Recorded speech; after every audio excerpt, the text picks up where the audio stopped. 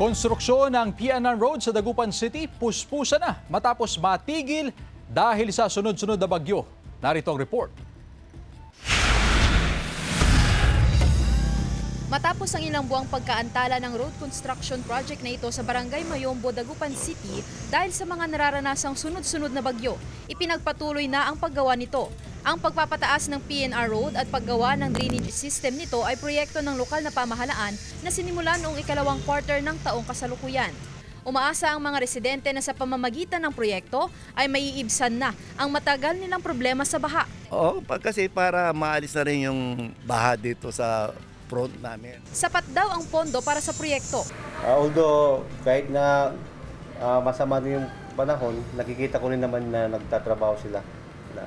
Hindi naman natingga talaga na walang nagtrabaho. Siguro yung yung malakas yung ulan saka yung mataas yung tubig, doon lang. Ayon sa alkalde ng lungsod, target na matapos ang proyekto sa mga susunod na buwan. Siguro it will still take a few months. Basta sana walang bagyo. Kasi kaya yan huminto dahil sa typhoon eh. Siyempre, pag nag-mix ka ng semento, sayang lang po eh dahil magkakaroon ng scaling, tsaka siyempre mawawala yung timpla ng tamang semento. Nasa 15 million pesos ang pondong inilaan ng LGU para sa proyekto. Nagmula ang pondo sa 20% Development Fund. We coordinate projects na hindi namin kaya with the DPWH. But those funded na kaya namin, tayo ang gumagawa, but there's still a coordination. Kasi we have to connect the pipes to the main drainage.